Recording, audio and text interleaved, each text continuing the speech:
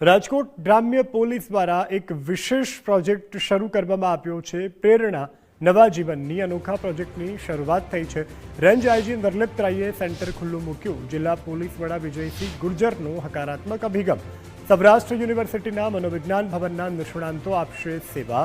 અધ્યાપકો અને વિદ્યાર્થીઓ દ્વારા પીડિતોનું કાઉન્સેલિંગ કરાશે। વિવિધ પંથકોના પીડિત લોકો સાથે પોલીસ સેન્ટરમાં કાઉન્સેલિંગ કરાશે। ડૉક્ટર યોગેશ જોગસણ અને ડૉક્ટર ધારા દોશી સેવા આપશે। આત્મહત્યાના વિચારો અને ઘરેલું પ્રશ્નોથી ત્રસ્ત લોકોને માર્ગદર્શન આપવામાં આવશે। મુશ્કેલીમાં મુકાયેલા લોકોને યોગ્ય માર્ગદર્શન પૂરું પડાશે। કાઉન્સેલિંગ માટે સ્થાનિક પોલીસનો સંપર્ક કરવા ખાસ અનુરોધ।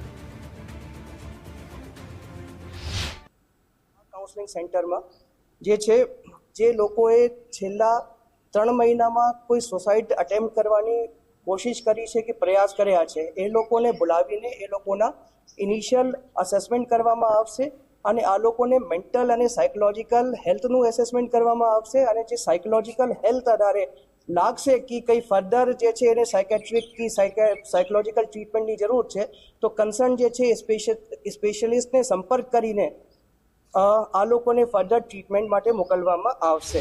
રાજકોટ જે ગ્રામ્ય પોલીસે આજે સરસ મજાનો એક કાર્યક્રમ યોજ્યો છે અને એ કાર્યક્રમ એ છે કે જે લોકોએ કોઈને કોઈ પોતાના જીવનની મુશ્કેલીને કારણે પોતાના જીવનથી પીછેહટ કરવાનો પ્રયત્ન કર્યો હોય એને મનોવિજ્ઞાન ભવનના અમારા અધ્યાપકો હું અને ધારાબેન અને અમારી ટીમ જે છે એને કાઉન્સેલિંગ કરશો અને આ કાઉન્સેલિંગથી ઘણો બધો પ્રકારના ફેરફારો આવે છે। ભૂતકાળમાં આપણે જોયેલું છે કે કોરોના દરમિયાન જે કાઉન્સેલિંગ દરમિયાન આપણે ઘણા બધા લોકોના જીવ બચાવી શક્યા છે, ઘણા બધા લોકોને એ માનસિક સધિયારો આપી રહ્યા છે। તો આ એસપી સાહેબની આ પહેલને કારણે ઘણા બધા લોકોને માનસિક સધિયારો મળશે અને આ સધિયારાથી એ પોતાના જીવનની નવા જીવન તરફ પ્રેરાશે। એટલા માટે જ આપણે જે એનું ટાઇટલ રાખ્યું છે અથવા તેનું નામ રાખ્યું છે પ્રેરણા નવા જીવનની,